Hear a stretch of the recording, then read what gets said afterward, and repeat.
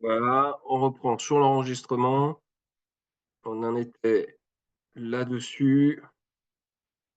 Donc on avait vu forcément, on avait dû voir OK, on avait dû voir ça, donc les différents types, d'halogènes,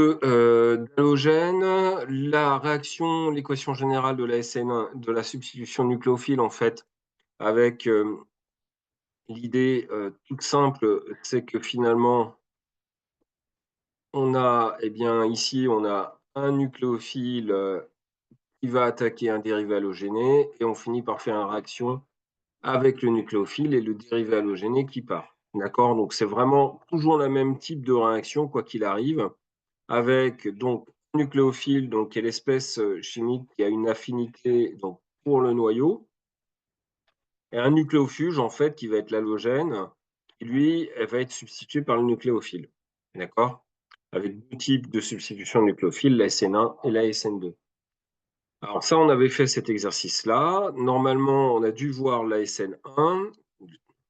Là, il faudra me prendre la parole pour me dire que si je vais trop loin, trop vite, et cetera. Donc la SN1, il y a une étape lente qui se fait, avec la formation tout d'abord d'un carbocation. Donc, et la deuxième étape, c'est celle où le nucléophile va s'ajouter sur le carbocation. Donc on avait vu ça, on avait vu normalement l'équation qui mettait en avant finalement une seule concentration qui montre que c'est de l'ordre 1 et ce qui donne le nom même de SN1. D'accord? Donc on en reviendra un petit peu là-dessus, hein, sur ces aspects cinétiques. Et puis, on avait vu que finalement, ce qui favorisait la SN1, parce qu'il y aura une compétition ensuite avec la SN2, eh bien, c'est le fait que plus le carbocation il est stable et plus la SN1 est facilitée. Alors, comment on sait ça? C'est très simple. On imagine bien que quand on va faire une SN1 ici, le chlore il va disparaître et faire apparaître une charge plus ici. Et la charge plus, eh bien, elle sera engagée dans de la mésomérie dans ce cadre-là, etc., etc. D'accord? OK? Autre chose, donc là, ici, avec le système du brome, vous avez une charge plus. Donc là, c'est plus des histoires de mésomérie, mais c'est des histoires d'effets inductifs et qui vous fait que plus le carbone est tertiaire, eh bien, plus ça sera stable au niveau de la SN1. Et là, ça renvoie sur ce qu'on avait fait auparavant. D'accord? Ensuite, on a regardé, donc là, c'était l'essai X. Donc ça, normalement, j'ai fait. J'ai dû faire aussi les solvants. L'idée que le solvant, eh bien, il aidait à casser la liaison. D'accord? Et donc, le gros indice, c'était le solvant, notamment quand on a des réactions de SN1 et quand on a une interrogation si c'est le mécanisme SN1 et SN2. Et donc, on arrive maintenant, finalement, à la prise en compte de la stéréochimie. Vous allez voir pourquoi c'est intéressant, parce que finalement, on passe d'un système qui est tétraédrique où le carbone est ici AX4 à un système où cette fois-ci, du fait de la charge plus du carbocation, vous êtes AX3 et AX3, c'est trigonal plan. D'accord? Et le terme plan est important parce que finalement, eh bien, cette partie-là, elle est dans un plan. Et donc, quelle est l'action de ça? Eh bien, le nucléophile, ici, c'est l'eau. Eh bien, l'eau, elle peut arriver par le haut ou par le bas et ce qui fera que vous allez former, eh bien, 2 positions différentes ici et ici pour la fonction hydroxyle, enfin la fonction alcool et ce qui vous donnera, eh bien, ces 2 stéréochimies différentes. D'accord? Sur la SN1. Donc maintenant, on va passer à la SN2. Donc je prends un petit peu plus de temps parce que je pense que j'étais, arrêté au niveau de la SN2. Là, j'ai repris un petit peu mon histoire de chat. Je ne sais pas si vous vous souvenez, sur la SN1, vous aviez le chat gris qui partait de son panier et le panier était ensuite occupé par le chat roux. Là, c'est autre chose, hein, c'est directement le chat qui va aller, eh bien, pousser en fait l'autre chat pour obtenir sa position ici. Donc évidemment, en langage de chimie, c'est pas du tout ça, hein, évidemment. Eh bien, ça sera le fait qu'on va attaquer le carbone qui portera l'halogène. Vous allez voir ça. Donc la réaction SN1, elle se fait en une seule étape, d'accord? C'est une seule étape et donc on va parler de réaction concertée. C'est les termes qui sont engagés dans ce genre de choses. Et donc, qu'est-ce qui se passe? Eh bien, autant auparavant, on avait le chlore, l'halogène qui partait, laissant un carbone, carbocation, qui allait être occupé par le nucléophile. Ici, le nucléophile, il va directement aller attaquer le dérivé halogéné, et le dérivé halogéné va faire partir l'halogène dans ce cadre-là pour former eh bien, ce composé-là et ce composé-là. Donc, si vous regardez au niveau du bilan, le bilan, il est le même. D'accord? Ça, c'est quelque chose d'important. Le bilan, en termes de molécules, c'est les mêmes molécules. D'accord? Mais cette fois-ci, il y a quand même un mécanisme qui est différent. Et la vitesse de réaction, d'accord, donc la cinétique, elle va dépendre à la fois de la concentration du dérivé halogéné et également du nucléophile. Alors que sur la SN1, le nucléophile, on n'en avait rien à faire. Donc l'équation de vitesse, c'est V, c'est K, donc une constante, fois la concentration en dérivé halogéné, fois la concentration en nucléophile. Donc ça dépend de deux systèmes, d'où l'ordre second, d'où le nom de SN2. D'accord? Alors c'est souvent un petit piège, hein, une SN2, ça se fait en une étape, et une SN1, ça se fait en deux étapes. Ce n'est pas le truc le plus simple a priori, mais c'est vraiment cette histoire de cinétique qui donne vraiment le nom de 1 et le nom de 2. Alors, quels vont être les facteurs qui vont favoriser cette SN2?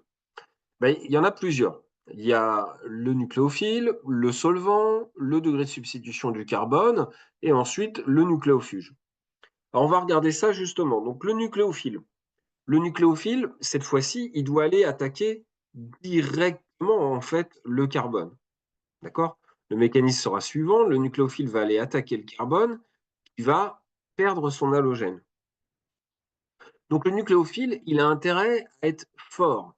Okay, donc on va noter ici, le nucléophile, il doit être fort. Alors que sur la SN1, le nucléophile, finalement, sa force, on n'en avait pas grand-chose à faire, parce que la vraie réaction, c'était la formation du carbocation. Donc, en prenant en compte ça, eh bien, si vous avez à ajouter un groupement NH2, par exemple, une amine, vous aurez tout intérêt à lui faire réagir du NH2- et non pas du NH3. Pareil, si vous voulez mettre un alcool, vous lui mettrez directement du OH- et pas de l'eau. Si vous voulez mettre un alcoolate, vous mettrez du RO-, d'accord, pour créer un éther. De la même façon, plus votre système sera basique, c'est un peu ce qui est représenté ici, mieux ça marchera. D'accord? Pareil, si c'est un halogène, il faudra plutôt qu'il soit polarisable. Donc l'iode, alors ça c'est l'idée, on parle de nucléophile, hein, c'est si vous faites réagir par exemple un I-. D'accord? Un I- agira plus facilement qu'un F-. OK? Et enfin, il y a une histoire aussi de taille du nucléophile. Pourquoi? Bah, parce qu'il faut s'approcher du système. Donc, un petit composé comme le méthanol, le méthanolate CH3-, il doit pouvoir s'approcher. Par contre, le terbutanolate, c'est CH3, CH3 comme ça, au moins, ben, ça, c'est très gros, terbutyl. On l'a vu dans plein de systèmes, hein. Le terbutyl, c'est gros. Et du coup, pour s'approcher du carbone qui est ici, qui est la cible en fait du nucléophile, ben, c'est difficile. D'accord? Et donc, ce composé-là, il réagira quasiment jamais en SN2, parce qu'il faut s'approcher du carbone. D'où l'intérêt de comprendre la réaction et comment elle fonctionne pour essayer d'expliquer des choses. Donc, là, c'est le choix du nucléophile. En gros, le nucléophile, il doit être fort. Le solvant. Alors le solvant, on a vu que ça avait une importance énorme dans la SN1,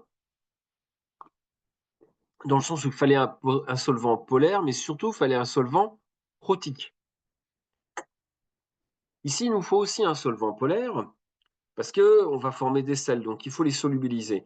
Mais tant qu'à faire, on va utiliser un solvant polaire aprotique. D'accord? Donc aprotique, ça veut dire quoi? Qui ne donne pas de liaison hydrogène, ne donne pas de liaison H. Comprenez le truc? Alors, c'est quoi les solvants polaires aprotiques? Ben, il y en a plein. En fait, il y en a plein et c'est des grands, grands classiques en chimie. Vous avez par exemple, vous en connaissez déjà, on peut citer par exemple l'acétone. Je vous le rajoute ici. L'acétone, c'est la propanone. Bon, c'est un solvant classique en chimie. Et effectivement, l'acétone, c'est pas un solvant qui donne des liaisons hydrogènes. Le chloroforme, CHCl3, pardon, c'est pareil, le chloroforme, c'est un solvant polaire aprotique. Il en existe d'autres qui sont très connus, mais que vous connaissez peut-être pas vous. Il y a le DMSO, un très très très classique en chimie, donc le diméthylsulfoxyde. Il y a également l'acétonitrile, donc CH3, ici, vous n'oubliez pas, vous avez un carbone, c'est N, c'est très utilisé l'acétonitrile. Vous avez également le diméthylformamide, donc c'est une fonction amide, mais vous voyez, il n'y a pas de NH ici, parce qu'on a mis des méthyles à la place, ça s'appelle le DMF, qui est très très utilisé. Vous avez l'éthoxyéthane, donc en fait c'est tout simplement l'éther, hein. Et puis vous avez des choses un petit peu plus compliquées, comme le HMPT, c'est-à-dire l'hexaméthylphosphotriamide, et encore une fois, des composés qui sont très utilisés en solvant, alors il y en a d'autres, hein, mais qui en fait vont surtout être un solvant polaire aprotique. Donc clairement, il y a aussi le THF, il y a d'autres composés qu'on va retrouver, hein, le THF, ça ressemble à ça. D'accord, je vous le mets comme ça, ou comme ceci. Et donc ça, c'est le tétrahydrofurane. Bon, bah, tout ça, c'est des solvants en fait qui sont très utilisés pour faire de la SN2. Et d'une façon générale, quand dans les sujets d'examen, vous verrez à un moment ou à un autre DMF, DMSO ou quelque chose comme ça, c'est un gros indice pour vous dire que vous êtes en train de vous intéresser à de la SN2 et on verra après à le 2 de l'élimination de type 2 aussi, enfin d'une façon générale du type 2. D'accord? Alors on a fait donc le choix du nucléophile, le choix du solvant. Eh bien, on va regarder maintenant le degré de substitution du carbone. Alors ça, c'est intéressant parce que les carbocations, on a vu, quand on passe par la voie SN1, les carbocations, plus vous êtes encombré et plus vous aurez un carbocation qui sera stable. Ici, la difficulté c'est le système est différent. Si vous avez ici des groupements qui sont très encombrants en R1, R2, R3, ben, ça sera difficile de faire approcher finalement un nucléophile. D'accord? Et dans ces cas-là, si vous ne pouvez pas approcher, ben, vous ne ferez pas de réaction. Donc l'idée ici, c'est de regarder sur une réaction toute bête, où vous avez un R, Br, donc brome, et vous le faites remplacer par un I-, c'est-à-dire en fait on a changé d'halogène, hein, ça devient Ri et Br-. On regarde des constantes de vitesse. Plus la constante de vitesse est élevée, et plus la réaction se fait facilement. Eh bien, quand vous avez CH3Br, ben, finalement le nucléophile il voit 3 hydrogènes. C'est pas gros les hydrogènes, hein, donc 3 hydrogènes, donc il va réagir très vite. Il est pas encombré. S'il y a un CH3, CH2, c'est-à-dire finalement un seul groupement d'un côté, eh bien, il va réagir moins vite. S'il voit deux groupements à côté et un hydrogène, bah, il arrivera à réagir, mais cette fois-ci, la, la constante de vitesse est beaucoup plus faible. Et puis, bah, si vous avez trois groupements très encombrants ici, bah, là, vous serez quelque chose qui sera proche de zéro, c'est-à-dire que vous ne ferez peut-être même pas la réaction par la SN2. Donc, la question qui est là, c'est plus le carbone est encombré, eh bien, plus l'approche du nucléophile est difficile. Et donc, on parle dans ce cadre-là de gène stérique. Donc, l'encombrement du nucléophile, eh bien, on l'a vu avant, c'est également un effet limitant sur la réaction. Donc, cette histoire d'encombrement, il va falloir le garder un petit peu en tête. C'est un grand, grand classique de la chimie organique. Il faut le garder en tête, notamment sur les réactions de type SN2. OK? Bon, il nous reste un dernier truc à voir, le choix du nucléofuge. Donc le nucléofuge, c'est le groupe partant. Alors le groupe partant, donc pour la SN2, un bon groupe partant, eh ben, c'est un bon halogène polarisable, c'est-à-dire, je vous mets à chaque fois le fluor parce que voilà, mais on ne fait pas de réaction avec le fluor. Mais bon, en gros, l'iode sera meilleur que le brome, lui-même meilleur que le chlore. D'accord? Ici, je vous ai rajouté un SO, c'est un tosyl, le paraméthylbenzène sulfonate. En fait, c'est plus un halogène, hein, c'est plus un halogène, mais c'est des composés qu'on utilise pour faire le rôle d'halogène et qui sont encore plus efficaces pour, en tant que rôle d'halogène. D'accord? Donc là, je vous l'ai mis, c'est plus de la culture générale qu'autre chose.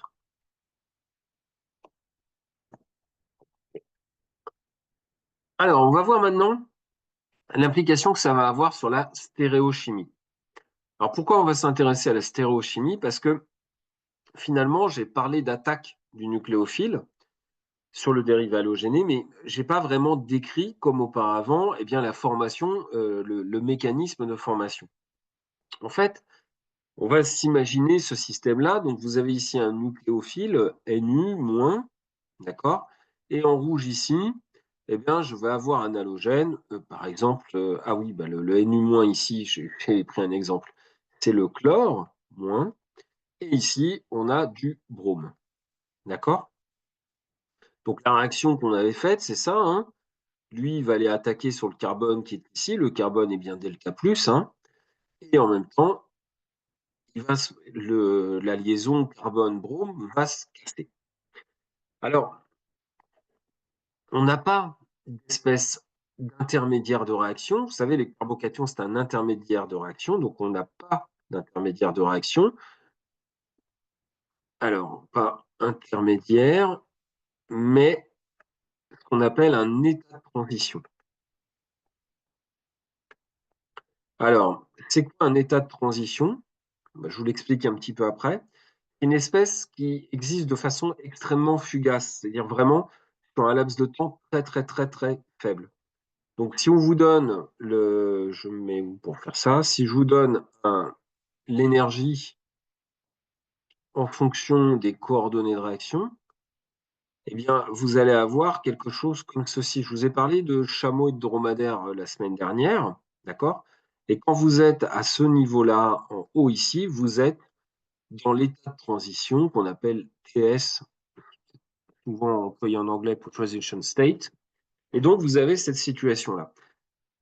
Et donc, cette espèce-là, c'est une espèce qui n'est pas isolable, hein, c'est pas un carbocation, c'est vraiment pas isolable, mais c'est cette situation où vous avez finalement le chlore qui arrive d'un côté, le brome qui est encore collé avec. Et donc, vous avez, de façon très transitoire, ce carbone qui a finalement presque 5 liaisons. Je mets des guillemets aux liaisons parce que ça, c'est pas vraiment une liaison, hein. C'est pas vraiment une liaison, ces deux trucs à côté. Mais ce qui est intéressant, c'est que finalement, si vous regardez avant, vous aviez le brome qui allait dans ce sens-là, et si vous regardez la fin, vous avez le chlore qui passe de l'autre côté. Et si vous regardez bien, le tétraèdre s'est inversé. Je ne sais pas si vous comprenez le truc, c'est-à-dire que ce qu'il y a en crème, jaune et orange, là, c'est des atomes d'hydrogène, et ils sont positionnés pas tout à fait du même côté du plan. C'est un petit peu comme si on prend une inversion, enfin une image, si vous aviez un parapluie, que vous le mettez à l'envers du vent. Vous voyez, le parapluie s'en va complètement de l'autre côté. Ben, c'est ce qui se passe avec le chlore et avec le nucléophile d'une façon générale. Eh bien, on inverse la position, si bien que on réalise ce qu'on appelle une inversion du carbone, et ça s'appelle une inversion de Walden. Et donc, je vous demande de retenir ce nom-là. Donc, l'inversion de Walden et surtout l'impact que ça va avoir sur la stéréochimie. Du fait de l'inversion de Walden, lors de l'approche du nucléophile, la réaction SN2 est une réaction stéréospécifique. Alors, qu'est-ce que ça veut dire? Bah, stéréo, c'est tout ce qui va engager de la stéréochimie, donc l'action en 3D.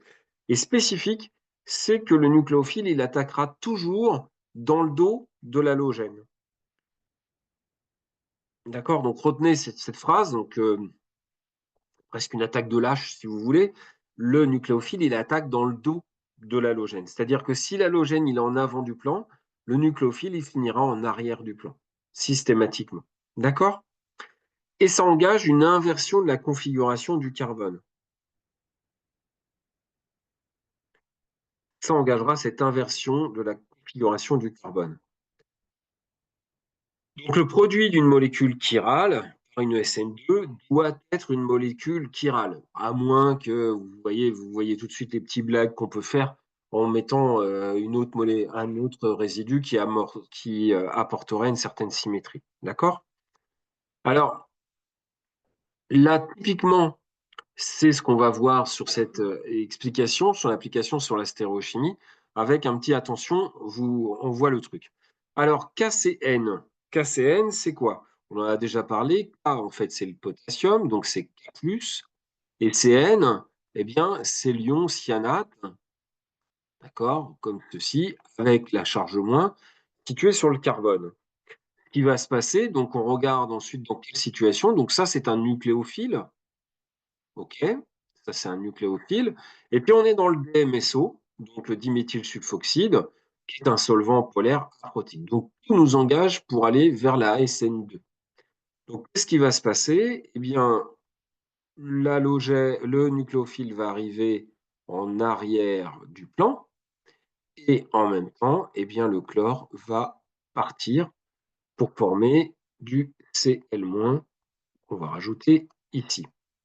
Et du coup, vu que le chlore était en avant du plan, eh bien, le cyanate, hein, le nitrile, il va arriver en arrière du plan. Si bien qu'à la fin, le nitrile ici, il va se retrouver en arrière du plan avec la liaison Cn. D'accord?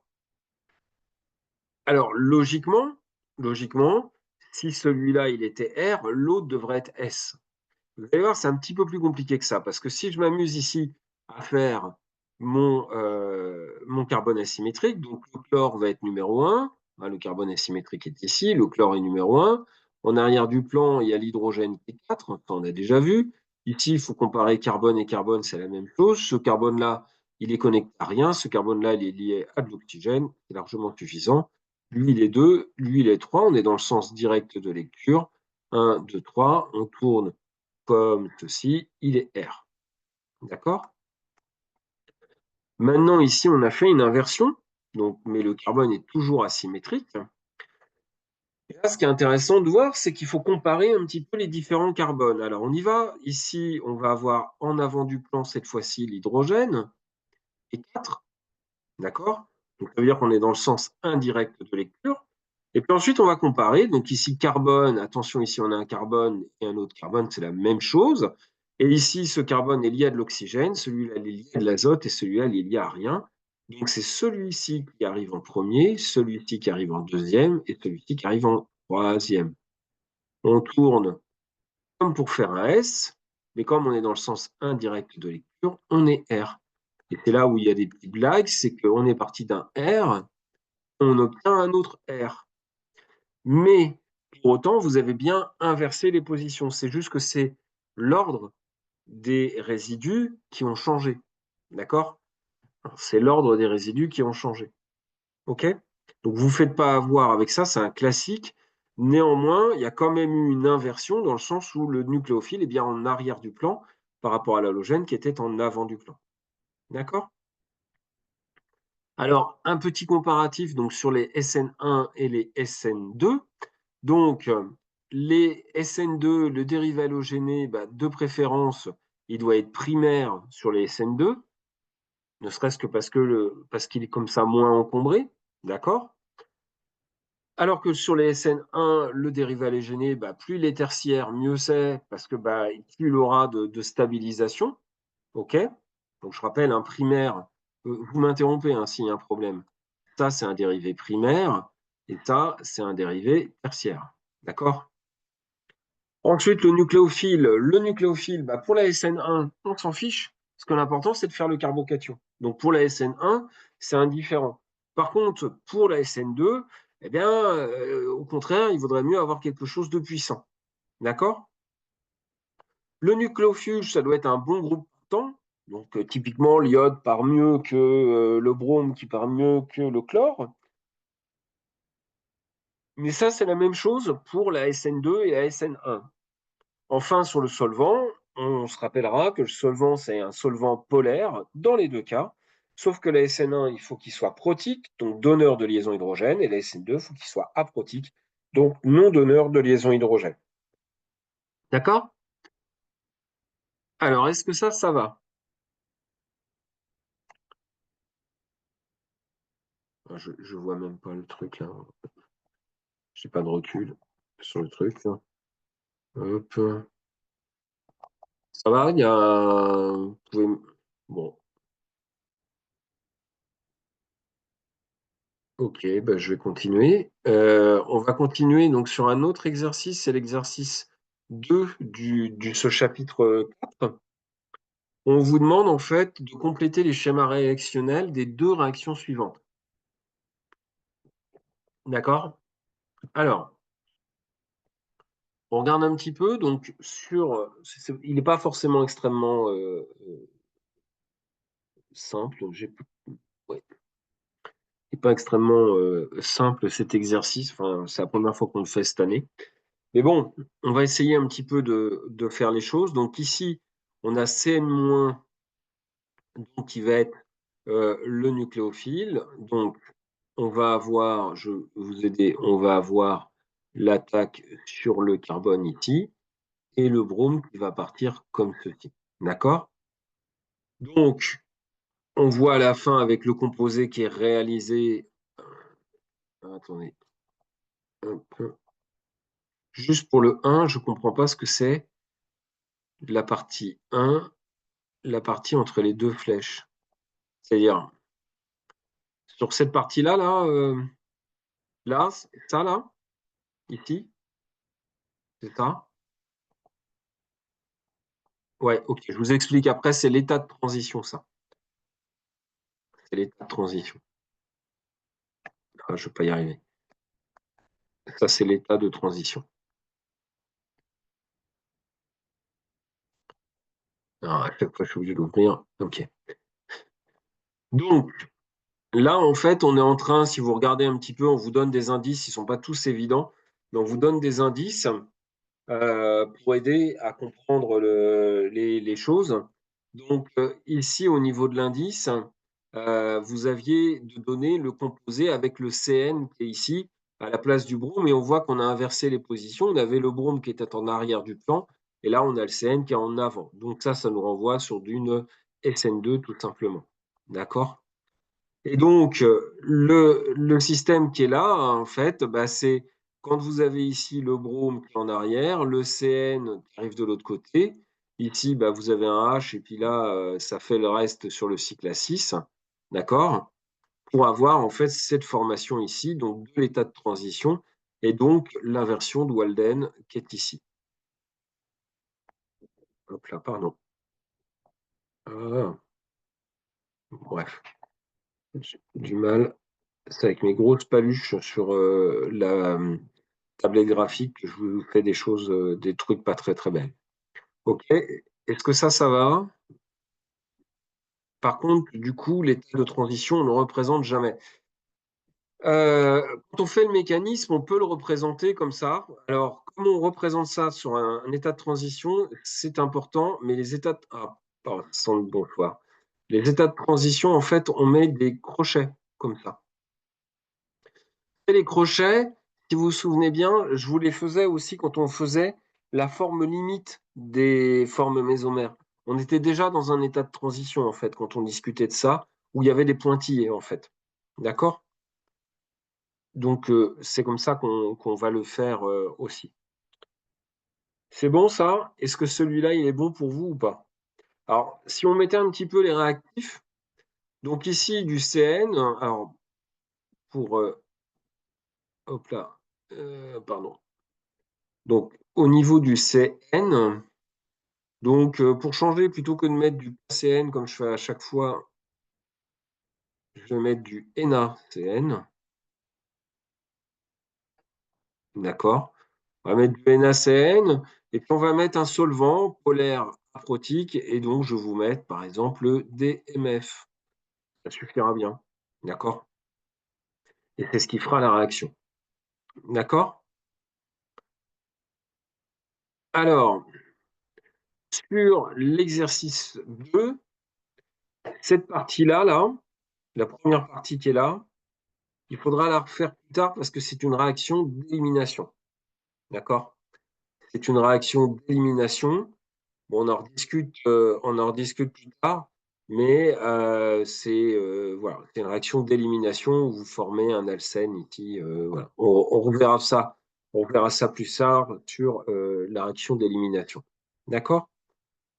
Sur le dernier, il est plus intéressant. Donc, vous avez un composé comme ceci, c'est un peu bizarre, avec de l'iode, de I-, et vous formez deux composés. Alors, les indices.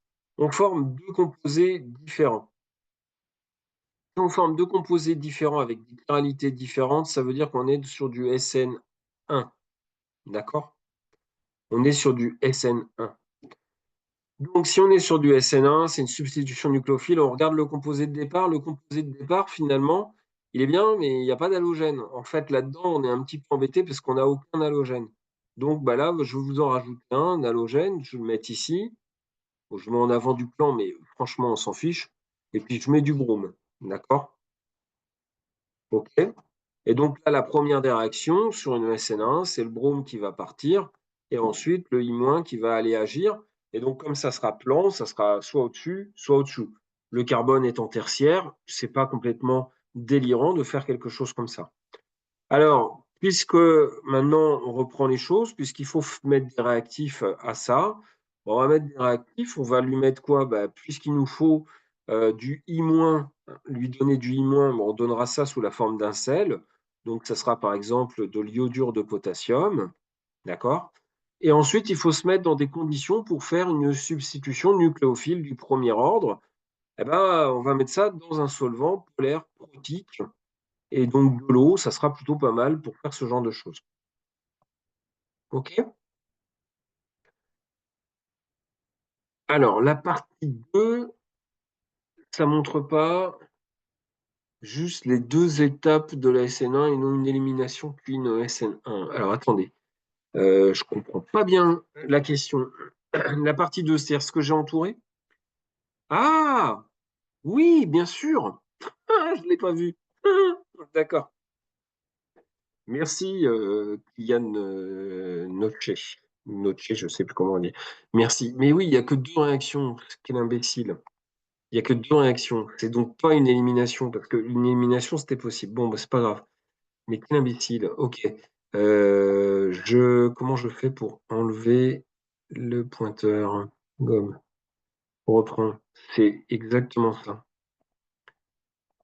Eh ben, heureusement que vous êtes là. OK. Donc, c'est bien de la SN1. Je reprends mon stylet. Donc, c'est bien de la SN1, mais évidemment, j'avais pas vu que le 2 concernait uniquement cette réaction-là. Donc, en fait, la première réaction, eh bien, c'est tout simplement, vous avez raison, le chlore qui est là, qui part. Du coup, attendez, j'aurais du courage, je ferai du montage après sur la vidéo finale. Je n'ai pas de courage, hein. Hop là, pardon, stylet. Et donc, ici, en fait, ce que vous faites, hein, je cherche, je cherche ma. Ah, il marche plus. Pardon. Euh, stylet. Voilà. Donc, vous faites le carbocation qui est ici, c'est la première étape. Et la seconde étape, évidemment, vous partez d'un carbocation. Et donc, vous allez avoir l'iode qui va arriver soit par le haut, soit par le dessous, former, et donc cette partie-là et cette partie-là. Et donc, bah, c'est bien, pour le coup, c'est bien Ki avec H2O qui fera donc la SN1 pour faire ce composé-là. D'accord? OK. Alors, je continue la réaction, le truc qui suit. Donc, l'autre réaction, mais je vais peut-être utiliser un. Alors, attendez, je vais peut-être utiliser un.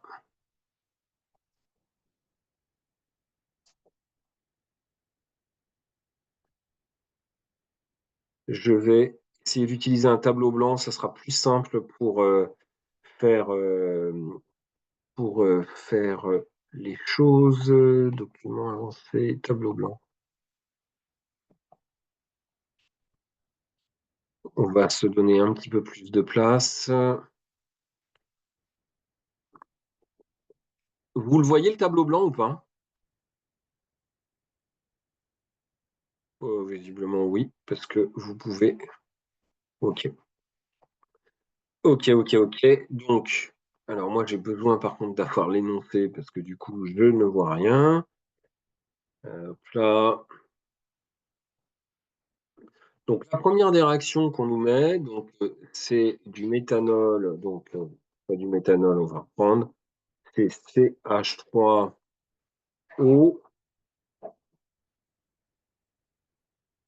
avec de l'iode en avant du plan, comme ceci, et on fait réagir dessus. Décidément, c'est toujours un petit peu la même chose. KCN dans de l'acétone. OK. Et alors là, on est gentil, on vous dit directement SN2. D'accord? Alors ça, c'est plutôt gentil parce qu'effectivement, acétone, vous aviez tous les ingrédients. Donc on n'oublie pas, donc on vous demande la réaction, hein, on n'oublie pas que finalement, bah, KCN, c'est K plus et CN-, donc c'est donc le CN- qui est ici, qui va aller attaquer le carbone qui porte l'halogène I, donc l'iode, qui va ensuite partir pour former ce composé-là, CH3O, avec le C triple liaison N, comme ceci. Alors vous allez me dire, oui, j'ai pas bien dessiné le CN parce que normalement il est tout droit là-dessus, d'accord? Et puis à la fin, eh bien, vous récupérez K plus et I- comme réaction là-dessus. D'accord? Donc ça, c'est une réaction SN2 classique. On voit, on avait quelque chose qui était en avant du plan, on a quelque chose qui est ensuite en arrière du plan.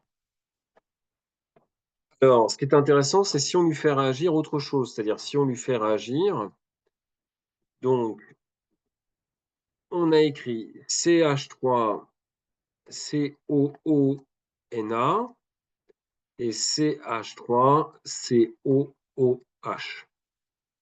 Alors, CH3 COO, comme ça, on n'oublie pas, c'est tout simplement l'acide acétique. C'est donc l'acide acétique, et donc le Na, c'est l'acétate, avec le Na+, comme ceci. Donc ça, c'est CONA. Et COOH, bah, c'est la même chose, mais cette fois-ci avec CH3, c'est le vinaigre, hein, tout simplement, l'acide éthanoïque. Alors, sur cet acide éthanoïque, il y a quand même quelque chose qui va être intéressant. C'est ce OH qui est ici, qui en fait un solvant protique, donneur de liaison hydrogène. D'accord? Et ça renvoie sur la SN1. D'accord? Donc là aussi, c'est un élément qui va être important, c'est justement la formation de la SN1. Si bien que sur la formation de SN1, bah, quel va être le nucléophile qu'on va ajouter? Il me fait des trucs que je ne lui ai pas demandé. Bon, bref. Quelles vont être les choses qui vont être ajoutées? Eh bien, finalement, c'est le nucléophile. Et c'est quoi le nucléophile ici? Bah, dans le cadre d'une SN1, il n'y a pas besoin d'être très fort, mais ça va être clairement ça.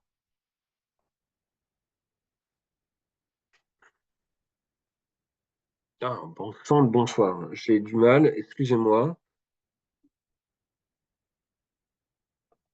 Et la tablette graphique, elle m'a bien rendu service. Donc, le nucléophile, il est là, d'accord? Et donc, ce qui va se passer, c'est dans un premier temps la formation du carbocation, comme ceci, d'accord? Qui va ensuite réagir pour former, eh bien, deux composés différents. Le premier, c'est quand vous allez avoir OCOCH3, d'accord? J'essaye de dessiner bien, mais bon. Plus CH3O, cette fois-ci en arrière du plan, O, CO, CH3.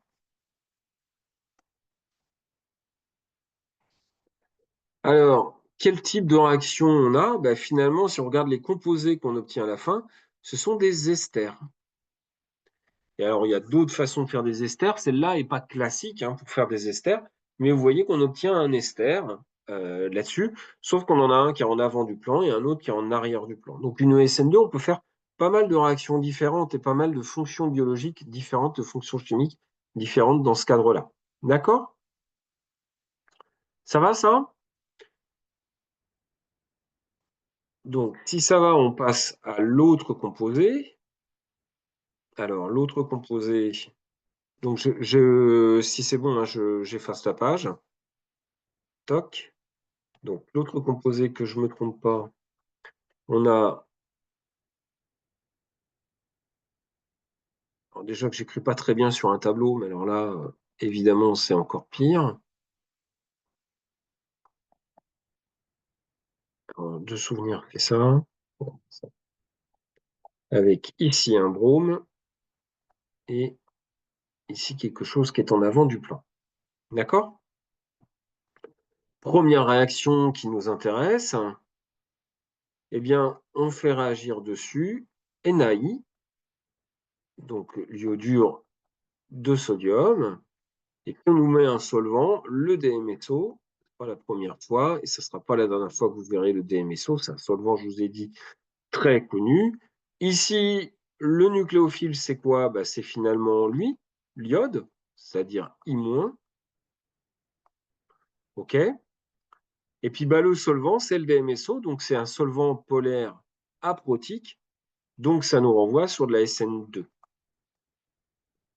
Sur la SN2, on va mettre directement le composé qu'on obtient à la fin. En fait, le I- va aller attaquer à l'arrière du carbone et dégager le brome. Donc on va obtenir ce composé-là, avec en arrière du plan maintenant l'iode, et de l'autre côté, la molécule qui n'a pas bougé. D'accord? Donc ça, c'est bien la voie SN2. Maintenant, on nous proposait une autre réaction. L'autre réaction, cette fois-ci, c'est de mettre du NaOH, donc de l'hydroxyde de sodium, dans de l'eau. Et on nous indique SN1.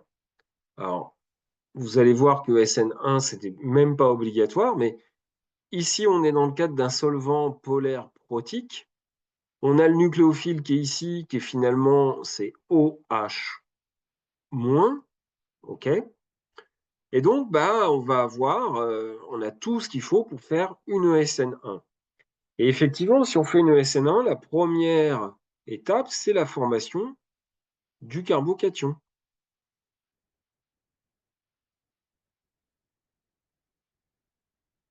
Comme ceci,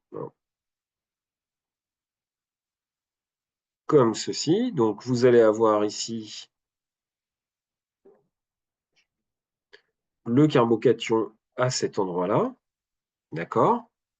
Et sur ce carbocation, eh bien, on va lui ajouter en deuxième étape, donc le OH-, qui va aller agir, arriver soit par le dessus, soit par le dessous, pour former, eh bien, finalement, deux composés.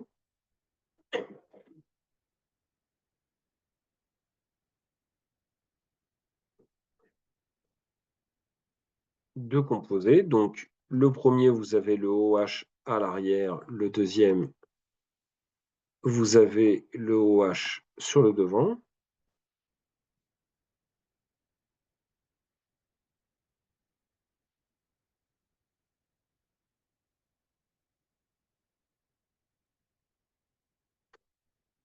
D'accord? Donc, on en fera 50 de celui-là et 50% de l'autre, parce qu'il n'y a pas plus de raison d'arriver par le haut que par le bas. D'accord? Première chose. Deuxièmement, attention à ne pas se faire avoir avec la stéréochimie. Je sais que ce n'est pas toujours évident, mais là, il ne s'agit pas d'un mélange d'énantiomères. Pourquoi? Parce que les deux composés ne sont pas à l'image l'un de l'autre dans un miroir. Donc, ce n'est pas un mélange racémique, précisément parlant. C'est un mélange de deux diastéréoisomères en même proportion. OK? L'autre chose qu'il faut voir, c'est le carbocation intermédiaire. Donc, le carbocation, ici, il est stabilisé, carbocation, il est stabilisé par mésomérie.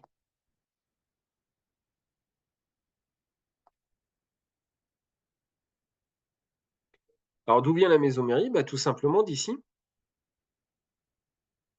Ici, bah, vous pouvez bouger les choses comme ça et puis, bah, ensuite ça va rebouger dans tous les sens, d'accord? Hein? Et ce qui fait que la charge plus finalement, elle est un petit peu partagée avec le tout et donc à la fin, il manque une dernière flèche, et bien à la fin, vous allez retrouver complètement votre système.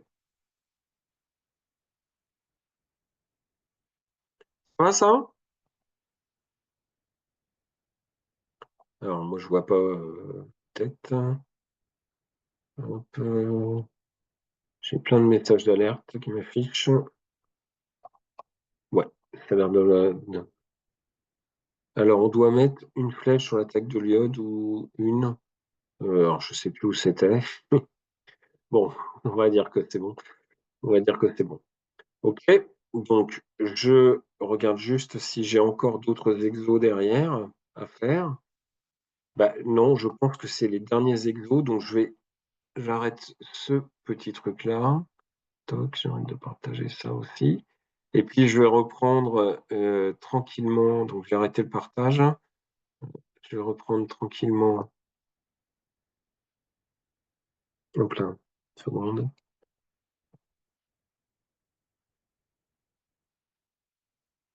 OK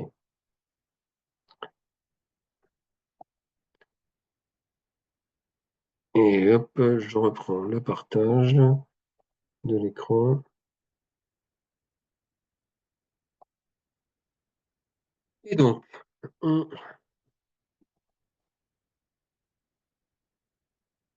on en était rendu là, on a répondu à cette question-là. Est-ce qu'ici un nouveau chat? Quand on fait l'attaque du nucléophile par SN1, on doit mettre 2 flèches ou une seule pour obtenir les 2 molécules? Là, le plus important, alors on aime bien les flèches en chimie orga, mais vraiment on aime bien les flèches. C'est limite, psychanalytique, je sais pas, mais il y a un truc. Ils veulent des flèches. Moi je vous dis franchement, ça serait bien, essayer de mettre un max de détails parce que souvent c'est ce qui nous manque après pour mettre des points, donc essayez de bien mettre les 2 flèches, notamment pour qu'on comprenne pourquoi vous avez 2 composés à la fin qui arrivent. D'accord? Donc c'est bien de mettre une flèche, mais évidemment, vous n'arriverez pas à dessiner vers le haut, vers le bas. On ne vous demande pas de dessiner les choses, mais le simple fait de mettre 2 flèches sous-entend que l'étudiant a compris qu'il y avait une attaque, qu'il y avait un plan et qu'il y avait une attaque de part et d'autre de ce plan qui était possible. D'accord? Donc oui, je vous dirais, potentiellement de bien mettre les 2 flèches. Alors, je reprends et on continue et on va maintenant rentrer maintenant sur autre chose, c'est-à-dire l'élimination. Et donc, on va voir 2 types d'élimination, l'élimination d'ordre 1 et l'élimination d'ordre 2. D'accord? Alors, sur l'élimination d'ordre 1, allons-y là-dessus. Il va se passer quelque chose d'un petit peu étrange. Donc, une réaction d'élimination, c'est pas une substitution où vous aviez un nucléophile qui allait finalement remplacer l'halogène. La réaction d'élimination, ça va transformer un dérivé halogéné en alcène. C'est ce qu'on appelle une bêta-élimination. Donc, alcène, c'est vraiment important. C'est une bêta-élimination qui nécessite d'avoir un hydrogène sur un carbone adjacent au dérivé halogéné. Le schéma est le suivant. Vous avez ici le carbone qui porte le dérivé halogéné, d'accord? Le carbone, on l'appelle alpha, et c'est le carbone d'à côté, le carbone bêta, qui doit porter un hydrogène. Et en fait, on va avoir une base, B c'est base, on va avoir une base qui va prendre l'hydrogène. Du coup, cet électron, il va se mettre en commun et venir ici, et on va éliminer eh bien, l'halogène qui suit derrière pour former ici, on le voit, l'alcène. Alors pourquoi on en parle à ce moment-là? C'est parce que finalement, une base, bah, c'est aussi un nucléophile. D'accord? En fait, B, c'est une base forte. Vous imaginez bien que ça se fait pas avec une toute petite base, hein. Faut quand même y aller un petit peu violemment. Et donc, un nucléophile, ça peut souvent être une base forte Et dans ces cas-là, il y aura une compétition entre l'élimination et la substitution. D'accord? Donc, comme pour la SN1 et la SN2, il y a deux types d'élimination qui correspondent aux deux mécanismes différents, c'est-à-dire l'élimination de type 1 et l'élimination de type 2. D'accord? Alors, les réactions d'élimination, ils vont être favorisées par quoi? Ils vont être favorisés par une élévation de la température. Notez ça, c'est vraiment important, ça va être la chauffe. D'accord? Ils vont être aussi favorisés par la présence de groupements basiques puissants.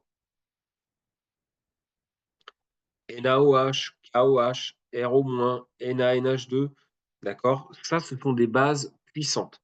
C'est NaNH2, en fait, hein, vous n'oubliez pas, c'est Na+, NH2-, d'accord? Donc vraiment, c'est des bases qui sont fortes. Alors, des fois qu'on a vu en nucléophile, et quelquefois ils sont nucléophiles, mais quand vous aurez le combo, vous aurez à la fois une base forte qui peut être nucléophile, certes, mais qui a aussi une base forte, et qu'on vous dira qu'on chauffe, là, ça veut dire quelque chose. Alors, on chauffe, vous le verrez dans les schémas, des fois, on le représente avec un delta. Ça correspond en fait au delta de température. Mais ça, je pense que vous l'avez vu aussi en schéma général. Ça veut dire on chauffe. Chauffage de la réaction. D'accord? Alors, on est dans un premier temps sur le mécanisme E1. Dans l'élimination unimoléculaire E1, la réaction, elle se fait en deux étapes. Donc, toujours pareil, SN1, deux étapes, E1, deux étapes.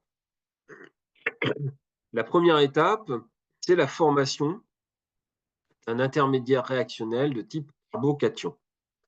Donc, la première étape, si on reprend cette molécule-là, la première étape, c'est la formation. Donc, ça, c'est la première étape. C'est la formation du carbocation. Sur le carbocation, eh bien, en fait, avec la base B, ici, on va arracher l'hydrogène. Donc, la base ici arrive là. Elle prend l'hydrogène. Et l'hydrogène, en fait, eh bien, va donner son électron au carbone d'un côté, qui est un carbone trigonal plan, former, eh bien, pour former ensuite un carbone d'alcène dans ce cadre-là. D'accord? Donc, la première étape, ça c'est la deuxième étape, hein. La première étape, elle est lente, d'accord? Et c'est l'étape limitante, c'est-à-dire c'est la formation du carbocation. La seconde étape est très rapide. Et donc, en ça, on a une cinétique qui est extrêmement similaire à celle d'une SN1, d'accord? Pour la E1. L'autre chose qu'il faut voir, c'est que on va former majoritairement du E. Alors ça, c'est pas sûr à 100%, hein, c'est une histoire de majorité. Mais en majorité, on forme du E, car souvent, le E est plus stable que le Z.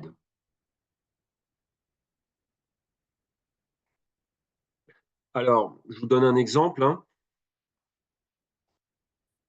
Ici, vous avez un alcène E. Ici, vous avez un alcène Z. En fait, ici, il y a facilement de zones de contact entre ce type de groupement, hein, de part et d'autre, que vous n'avez pas ici entre cette partie-là et cette partie-là. D'accord? Donc, très souvent, les E sont majoritaires parce qu'ils sont plus stables que les Z. Mais alors, là, il s'agit de pourcentage. C'est-à-dire que sur une réaction, surtout sur une réaction comme celle-ci, pardon, on aurait 55% de celui-là et 45% de celui-là. D'accord? C'est pas des choses, on n'est pas spécifique dans ce cadre-là. Mais je voudrais quand même que vous le gardiez en tête. D'accord? Alors, il va se poser quand même une question après qu'on va voir sur la stéréochimie indirectement, la régiosélectivité, vous allez voir. Mais les conditions qui vont favoriser la E1, donc elles vont être finalement à peu près les mêmes que celles de la SN1. Pourquoi? Parce qu'on passe par un carbocation. Donc le carbocation, il doit être stabilisé par effet mésomère donneur ou des effets inductifs donneurs. D'accord? Donc ça, c'est la même chose que la SN1. Le solvant polaire, le solvant, il doit être polaire et protique, donc donneur de liaison hydrogène. Néanmoins, qu'est-ce qu'il va y avoir en plus de ces conditions qui finalement sont les mêmes pour la SN1? L'élimination, elle sera favorisée par le chauffage lors de la réaction. Si vous avez un bon chauffage, ça veut dire qu'on a tendance à vous engager sur l'idée qu'il y aurait une élimination de type 1. L'autre chose, la base, elle doit être peu nucléophile et assez faible.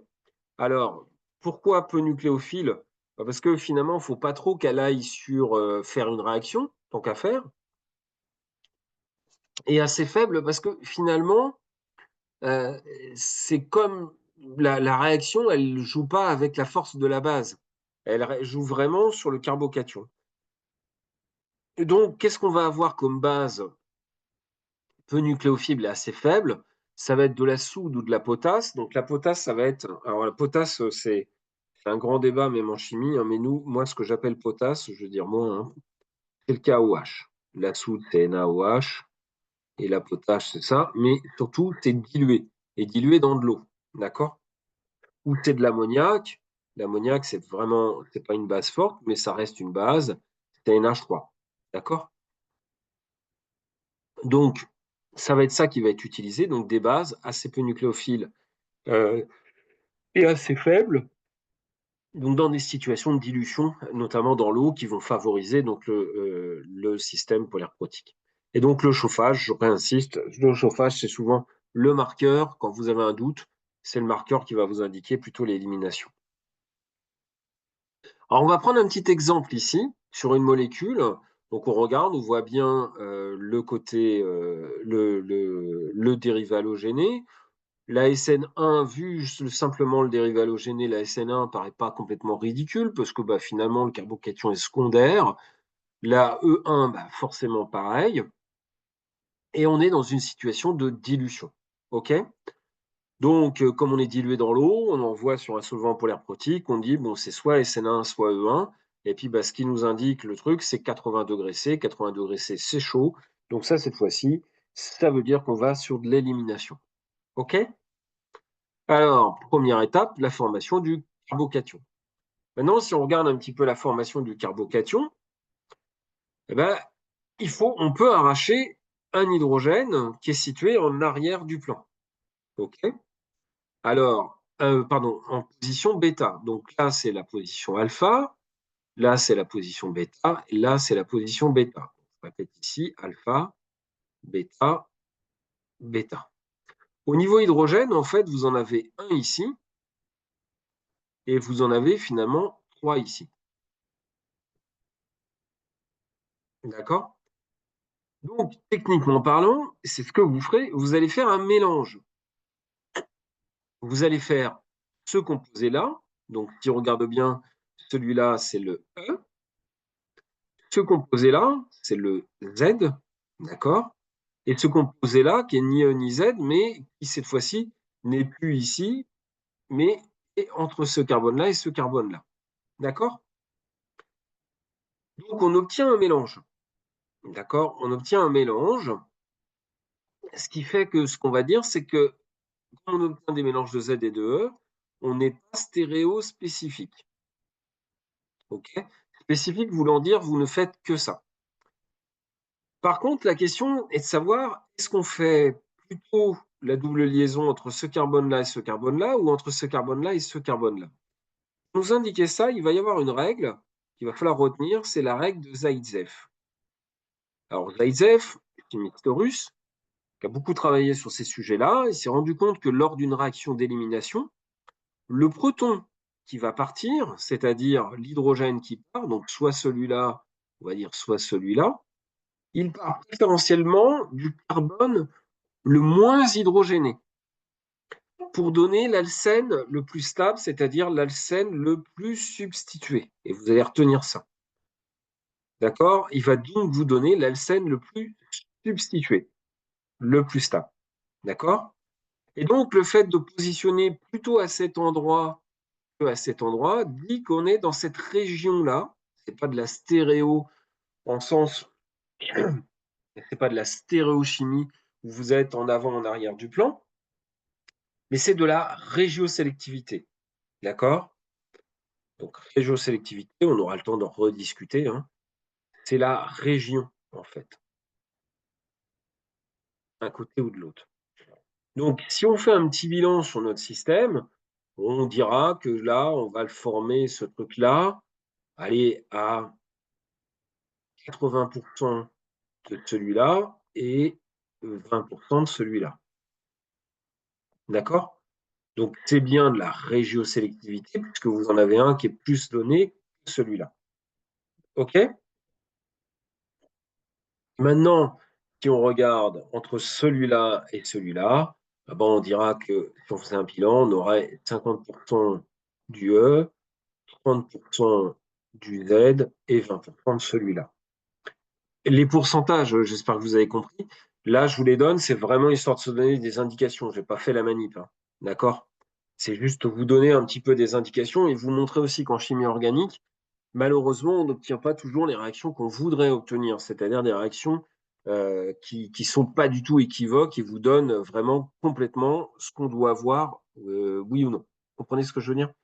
Donc ça, c'est un petit peu embêtant, hein, d'ailleurs, dans tous ces systèmes-là. C'est bon? Si c'est bon, je continue.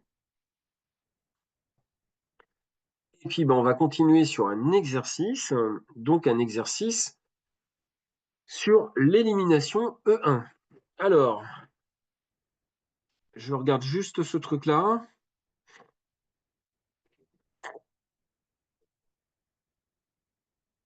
L'oxyde de potassium à chaud.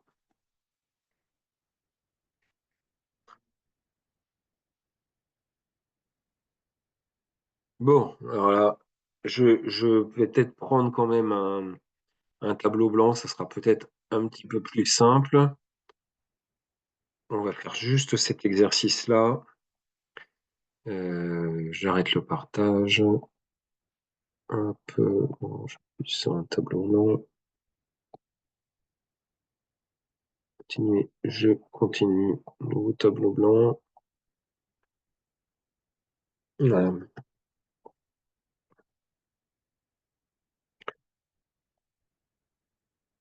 Vous voyez quelque chose, vous? Il n'y a rien qui marche. J'ai quelques petits soucis. Ah non, c'est que ça met du temps. Ok, c'est pas grave. Ça met du temps. Hop là, pardon. J'ai fait une bêtise. Je reprends. Tableau blanc. Ok, ok. J'ai plein de bazar. Donc, on a dit du 3-chloro, 3,4, 3,4, diméthyl, hexane, avec les configurations 3R et 4R. On va commencer par faire ça. Alors, je suis désolé d'écrire mal, hein, mais on va essayer de mieux le faire comme ceci. 1, 2, 4, 5, 6. Donc là, l'avantage, hein, c'est quand nous, on donne les numéros. Hein, donc ici, c'est le 1, le 2, le 3 avec un méthyle. J'ai plein de pop-up qui s'affichent là sur le Zoom. Et le 4 qui est comme ceci. OK? Alors, je vais le mettre en avant du plan pour que ça soit plus simple pour moi. Je vais faire la numérotation. Donc, le 4 est en arrière. Le métier, ça sera le 3. Ici, on sera avec le 2. Et ici, on sera avec le 1. Donc, j'espère que vous avez l'habitude de ça maintenant. Donc, on tourne 1, 2, 3. On tourne comme pour faire un S. Manque de bol, il doit être R. Du coup, mon composé, eh ben, c'est pas le bon. Il faut que le premier CH3 soit en arrière. Je reviens à... Et donc, voilà, pardon. Voilà. Maintenant, on regarde cette fois-ci pour le deuxième carbone. Donc, je vais le mettre en avant du plan, le CH3 ici. Donc, on a carbone, carbone, carbone. En arrière, on a un hydrogène qui est 4. D'accord? Donc, ici, eh bien, carbone, carbone, c'est la même chose. Ce carbone est lié à deux autres carbones. Ce carbone est lié qu'à un seul carbone. C'est lui qui passe en premier. Deuxième, troisième, on tourne comme ceci.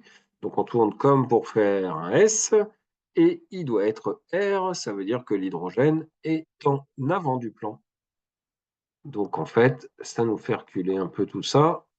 Pof, pof, pof, pof, pof, pof, pof. Bon, ça y est, j'ai.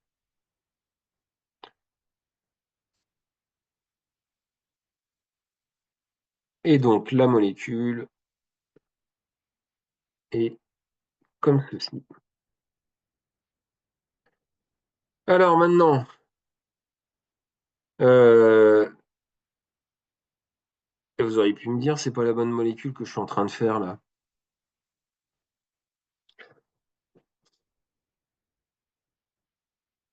Bon, le premier truc est mal parti. Allez, je reprends.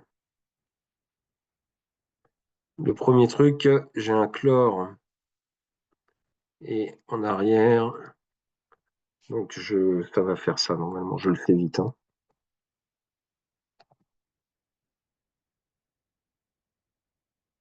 Je dois avoir un chlore comme ceci. Est-ce que là, c'est bien dans le bon sens? Un, 2, 3, je tourne comme pour faire un S, c'est bien un R. Donc le composé 3-chloro, 3,4-diméthylhexane, c'est ce composé-là. D'accord? C'est ce composé-là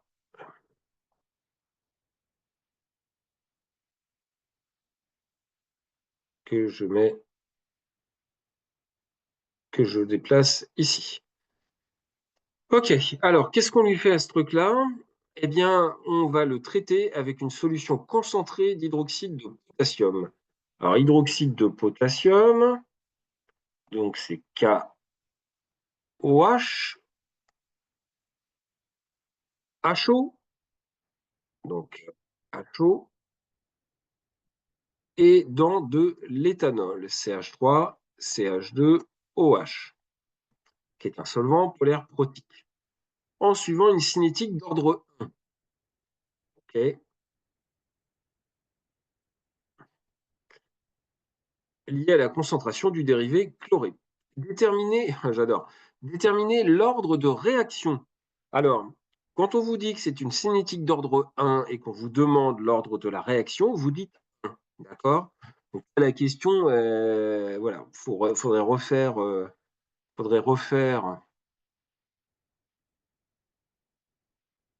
l'ordre 1, voilà, je vous demande ça, vous répétez ça, hein, c'est de l'ordre 1, donc l'ordre de la réaction, et donner le mécanisme ainsi que les produits majoritaires. Donc le fait qu'on est dans un solvant polaire protique, qu'on est de l'ordre 1 et qu'on est à chaud, eh bien, ça nous envoie sur de l'élimination de type 1. D'accord? Donc là, il n'y a vraiment pas d'ambiguïté, hein. Donc, qu'est-ce qui va se passer dans un premier temps au niveau du mécanisme? Au niveau du mécanisme, ça va se faire en plusieurs temps, mais la première chose qui va se faire, c'est la formation du carbocation. La formation du carbocation, ça va se faire comme ceci, où vous allez faire ici un carbocation. D'accord? Puis ensuite, ça c'est la première étape. Puis ensuite, vous allez faire l'élimination. Alors, je vais prendre, pour présenter le mécanisme, je vais prendre un hydrogène au hasard, donc par exemple celui-là, l'hydrogène qui est ici. Et donc, ce qui va se passer, c'est que vous allez avoir le OH- qui va aller prendre l'hydrogène, et l'hydrogène va revenir, va partir, et l'électron va venir entre les deux pour former eh bien, le composé final. Ici, le premier composé, que je vais dessiner comme ceci, qui sera, non, je vais le dessiner en vert, qui sera le composé suivant.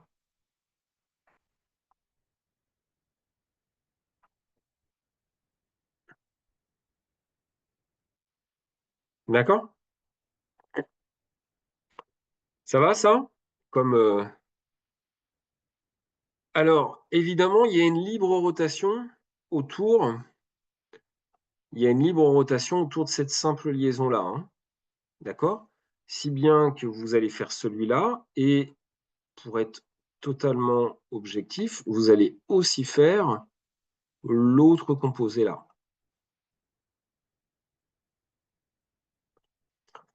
D'accord? Alors celui-là, il est E, et celui-là, il est Z. D'accord? C'est bon ça? Donc ça, c'est quand on prend le premier hydrogène qui est ici. On pouvait prendre aussi un autre hydrogène ailleurs. C'est un des deux hydrogènes qui est là, ici et ici. Donc dans ce cadre-là, le OH- arrive ici, prend l'hydrogène, et cet hydrogène va former, eh bien, deux autres halogènes. Donc cet halogène-là,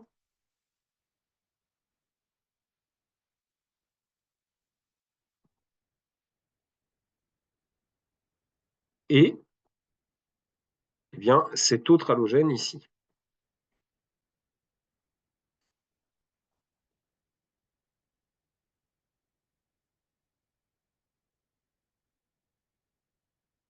Ça va? Et donc, comme c'est un carbone tertiaire, il y a encore une dernière possibilité pour prendre des hydrogènes. Eh bien, c'est de prendre ces hydrogènes qui sont situés ici, ici ou ici. 3 hydrogènes cette fois-ci, où là, OH- va prendre, par exemple, cet hydrogène-là, pour former, eh bien, cet alcène suivant.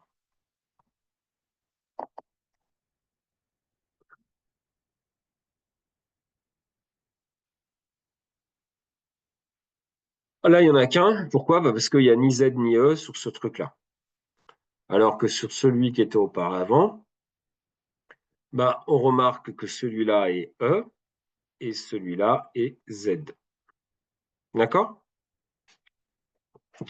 Donc en fait, si on fait un bilan total de votre réaction, le bilan, en fait, on forme potentiellement 5 produits.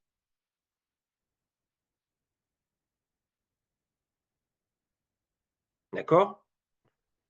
Alors pour tout vous dire, c'est pire que ce que vous pensez, hein. Parce que finalement, vous formez 5 produits, mais vous pouvez faire aussi de la SN1. D'accord? Et la SN1, dans ce cadre-là, ça vous donnerait 2 produits différents, hein. C'est pas impossible. Ça en fait déjà 7. Plus vous pouvez avoir des composés ensuite qui arrivent, qui sont des composés indésirables, donc vous arriverez facilement à 10, 12. Et ensuite, vous aurez encore des composés qui n'ont pas réagi, donc ça vous fait au moins 13 composés à faire. La réalité ici, c'est qu'on touche du doigt un petit peu la chimie organique, à savoir qu'en chimie organique, souvent on forme beaucoup de composés, et puis ce qui est difficile, c'est de les séparer. D'accord? Alors, les gens s'emploient et les organiciens sont très bons pour essayer d'obtenir un maximum des réactions spécifiques, sélectives, etc. Mais ça demande un certain métier, hein. C'est pas forcément évident à pouvoir réussir à faire des choses qui sont aussi propres que ça. Alors, je regarde un petit peu l'énoncé, les produits majoritaires et minoritaires obtenus. Alors déjà, le produit majoritaire qu'on va obtenir, c'est lequel? On regarde la règle de Zaitsev qui nous donne, il faut prendre du carbone qui a le moins d'hydrogène. Donc le carbone qui a le moins d'hydrogène, dans notre situation, c'est celui-ci, hein. On prend le carbone qui a le moins d'hydrogène et qui donc va former l'alcène le plus substitué. Et effectivement, si vous regardez bien, cet alcène et cet alcène-là sont les alcènes les plus substitués. Donc Zaitsev, en fait, ça vous indique eh bien, que c'est ceux-là, ces deux-là qui sont majoritaires. OK? Et entre les deux, celui-là sera un petit peu plus majoritaire que celui-là. Alors après, je m'amuse plus là, maintenant qu'on a 5 composés, à essayer de vous donner des pourcentages, parce que c'est très difficile. Mais en tout cas, celui-là sera nettement majoritaire. Celui-là sera quasi inexistant. D'accord? C'est quasi inexistant. Et pour tout vous dire, les alcènes ont cette spécificité-là. Quand on chauffe un alcène et qu'il n'est pas stable, eh bien, les doubles liaisons se bougent et puis on obtiendrait très probablement, on retournerait sur ce composé qui est là après. D'accord? Donc voilà là-dessus. OK? Est-ce que vous avez des questions sur cette partie-là?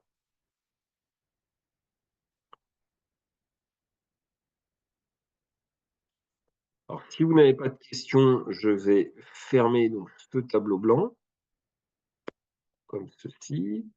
Voilà. Et donc, je vais reprendre mon partage d'écran classique. Et donc, je vais continuer. Donc, on avance assez bien. Alors, c'est toujours un petit peu le défaut avec les zooms, hein. On avance plutôt assez bien là-dessus. Donc, on a fait donc, le 3-chloro, voilà, celle-là, c'est bon. Et ben, on continue. Alors, on continue. On n'ira peut-être pas jusqu'au bout, mais en tout cas, on aura bien avancé sur l'élimination du second ordre. Alors, l'élimination du second ordre, hein, c'est vraiment la fin, c'est la dernière réaction qu'on verra ensemble, hein. Alors, ça, c'est la bonne nouvelle que ce soit la dernière réaction. La mauvaise nouvelle, c'est que c'est peut-être pas la plus simple, hein. Je suis désolé. Alors, vous vous souvenez de cette histoire que finalement, la SN2, je vous ai dit, c'est une attaque de lâche dans le sens où on attaquait dans le dos, en fait, du carbone qui portait l'halogène. Ben, les E2, ça va être un peu la même logique. Vous allez attaquer dans le dos du carbone qui est à côté du carbone qui porte l'halogène. Et c'est ça qui va être un petit peu les tenants et les aboutissants. C'est d'abord, comme la SN2, la E2, c'est une étape. Et ça, c'est vraiment important d'avoir encore ça en tête, une étape. D'accord? Et ensuite, eh ben, la base, par rapport à l'halogène, doit être de l'autre côté. OK? Ça, c'est vraiment important. Donc, on a bien deux molécules qui interviennent dans le mécanisme. Donc, on parle de réaction bimoléculaire, deux. Donc, on va voir une loi de vitesse qui ressemble, hein, c'est à peu près pareil, ben, finalement, que ce qu'on avait pour la SN2, d'accord? Sauf qu'ici, dans la cas du E2, bah, finalement, c'est pas du nucléophile, c'est de la base. OK? Mais c'est la même chose. Donc, c'est bien de l'ordre 2. Il y aura évidemment une compétition entre la E2 et la SN2. Alors, un indice pareil, comment on saura pour se différencier? On regardera le chauffage, aussi simple que ça. On fera quand même gaffe parce que quand on est dans l'acétone, on chauffe rarement à 100 degrés hein, de l'acétone, sinon vous n'avez plus rien. OK? Enfin, vous avez quelques idées, pareil pour l'éthanol, hein. Si vous faites chauffer de l'éthanol, vous n'avez plus rien à la fin. Donc la base, elle attaque l'hydrogène en anti de l'halogène. Alors, on va garder ça, le truc en anti de l'halogène, parce qu'on va parler d'attaque antipériplanaire. Alors, antipériplanaire, c'est un joli mot, hein, un joli mot, antipériplanaire. Antipériplanaire, eh bien, ça veut dire à l'arrière du plan, de part et d'autre du plan. D'accord? De sorte à minimiser les répulsions électrostatiques entre la base, qui est moins, et puis l'halogène, qui est delta moins aussi. OK? Donc antipériplanaire, comme on parle de anti, en fait, ça nous renverra sur la projection de Newman. Bon, on n'est pas forcément obligé de l'utiliser, mais on aura quand même en tête cette notion d'être en anti l'un de l'autre. D'accord? Alors, regardons un petit peu les facteurs qui vont être favorables. Il vous faut un solvant polaire aprotique, donc ça, comme pour la SN2. Il vous faut une base forte, c'est-à-dire en fait une base forte, c'est un nucléophile fort. D'accord? Donc là, on a envie de dire c'est presque comme la SM2 aussi. Plus la base est concentrée et forte, et plus l'élimination E2 est favorisée. Alors les bases typiques, c'est de la soude ou de la potasse, mais cette fois-ci pas diluée, concentrée. D'accord? Concentrée et à chaud. Et puis, c'est aussi l'alcoolate, buoc, c'est-à-dire ce composé qui est là. d'accord? Il y a également aussi de l'amidure NaNH2. Alors pourquoi celui-là, j'ai un petit focus particulier à vous dire sur celui-là? Parce qu'on l'a vu, si le nucléophile, si ça c'est un nucléophile, bah, c'est pas bon parce qu'en tant que nucléophile, c'est très encombré. Par contre, en tant que base, c'est parfait. C'est-à-dire qu'avec ça, vous êtes à peu près certain que vous ne faites pas de SN2. Donc vous ferez du 100% E2 avec ça. D'accord? Donc il faut chauffer, parmi les autres réactions, il faut chauffer. Et donc la réaction d'élimination, elle fonctionne plus facilement sur un dérivé halogéné encombré. Alors c'est là où c'est intéressant. Ça fonctionne mieux sur un dérivé halogéné encombré, hein, ce qui n'est pas le cas de la SN2, mais c'est vrai que dans ce cas-là, la SN2 est très défavorisée, donc plus ça défavorise la SN2, bah, ça favorise de l'autre côté l'élimination de type 2. D'accord? On va s'intéresser un petit peu au mécanisme. Pourquoi? Parce que le mécanisme, il va être stéréospécifique. Le terme spécifique veut dire que c'est 100% de l'un qu'on va faire. Alors, regardons cette molécule. Cette molécule, on a un brome en avant du plan. On va mettre quoi dessus? On va mettre du CH3ONA. Donc CH3ONA, eh bien, c'est CH3O-. Donc effectivement, ça peut être un nucléophile, mais c'est aussi une base. On va mettre ça dans le DMF. Et par contre, on est à 80 degrés Celsius. Donc 82 degrés Celsius. Là, par contre, on est très chaud. OK? Donc, il n'y a pas de question à se poser. Ici, c'est du E2. OK? Alors, on peut arracher des hydrogènes ici, ou un hydrogène qui est en arrière du plan, qui est là. D'accord? Alors, lequel des deux on arrachera préférentiellement? Ben, ça sera la même règle qui est la règle de Zaïtsev. Donc, en fait, on va arracher, mais on va faire attention à arracher en cet hydrogène qui est là, dans cette configuration-là. Pourquoi? Parce que dans cette configuration-là, H et Br, ils sont en anti. Si je le représente en mettant un œil comme ceci et en regardant dans cet axe-là, eh bien, je vais avoir la représentation de Newman qui est ici. Sur la représentation de Newman, quand je regarde dans cet axe-là, je vais avoir le brome qui est en arrière du plan, qui va être en haut à droite, l'hydrogène qui est ici, l'hydrogène qui est ici, d'accord, le brome qui est là, le CH3, ben, je regarde dans ce sens-là, donc le CH3 il est dans mon plan. De la même façon qu'ici, j'ai le CH2, CH3, c'est-à-dire en fait l'éthyle, et cette partie-là, d'accord? Et là, ce qu'on voit, c'est que l'hydrogène qui est ici, qui m'intéresse, cet hydrogène-là, eh ben, il est en anti du brome. C'est donc bien une attaque anti-périplanaire. Et donc, qu'est-ce qui se passe? Eh bien, on arrache l'hydrogène qui est là, la double liaison va se former entre les deux et le brome va partir. Sauf qu'on est figé dans cette conformation pour faire ça, et vous n'allez avoir qu'un seul composé, donc 100% de celui-là. D'accord?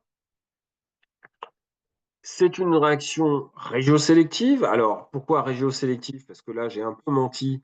C'est pas 100, et ça va être 90%. L'autre qui vous allez avoir, ça sera ce composé-là que vous allez obtenir. D'accord? C'est l'autre composé que vous allez obtenir pour 10%.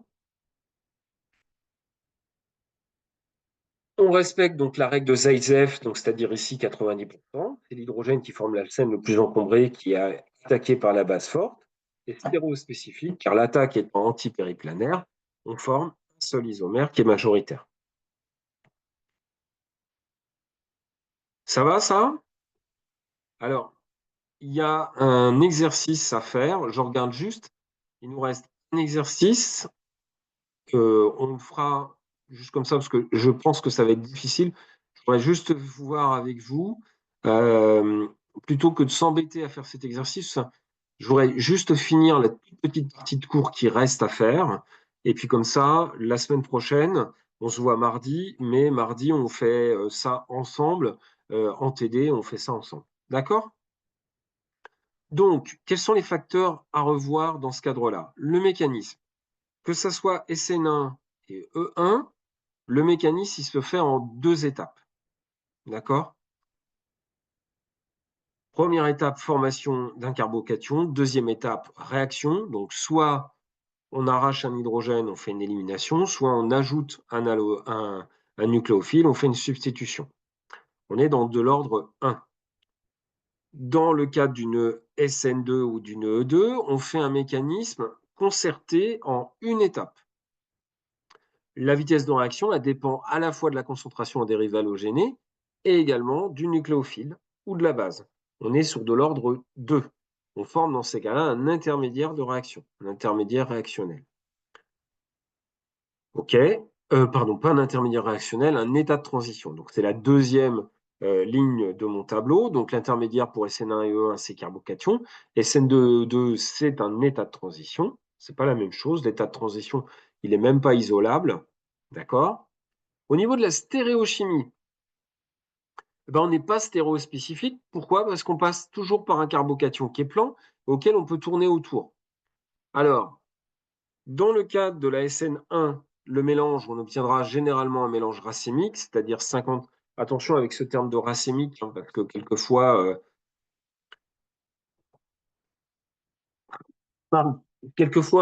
racémique, ça veut dire deux mélanges d'énantiomères, mais ça peut être un mélange non racémique si c'est des diasteréoisomères qui ont été formés. En tout cas, c'est 50% devant le plan et 50% en arrière du plan.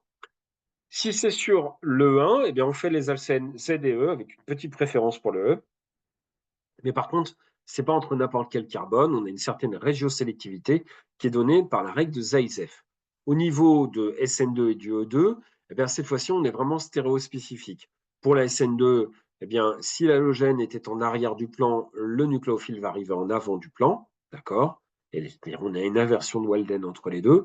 Et pour la E2, eh bien, c'est toujours la même régiosélectivité, c'est entre les deux carbones qui vous donnent l'alcène le plus encombré. Mais par contre, il faut que l'hydrogène et l'halogène qui va partir soient en anti, donc en antipériplanaire, de façon à faire la réaction. Au niveau du dérivé halogéné, que ce soit SN1 et SN2, il faut un carbocation stable, donc de préférence un carbone tertiaire plutôt qu'un secondaire, plutôt qu'un primaire. Dans le cadre de la SN2 et du E2, la SN2 au niveau du dérivé halogéné, eh bien, il faut qu'il soit très peu encombré. Dans la E2, pour une autre raison, on cherche au contraire à ce qu'ils soient encombrés pour favoriser eh bien, la spécificité entre SN2 et E2. Au niveau du nucléofuge, c'est-à-dire l'halogène qui va partir, eh bien, c'est toujours pareil. L'iode est toujours meilleur que le brome, toujours meilleur que le chlore. Alors, vous allez me dire, avec ça, on devrait toujours travailler avec de l'iode. Bon, la réalité est plus complexe que ça. D'abord, parce que les éléments existent. D'autre part, quelquefois, on n'a pas toujours intérêt à faire des réactions rapides. Et puis ensuite, on aime bien, des fois, si on a plusieurs halogènes dans une réaction, pouvoir jouer entre faire la réaction avec cet halogène et pas l'autre partie de la molécule. Au niveau de la nucléophilie et de la basicité, pour SN1, où on forme un carbocation, toute l'étape est de former le carbocation. Donc le nucléophile, il n'est vraiment pas important.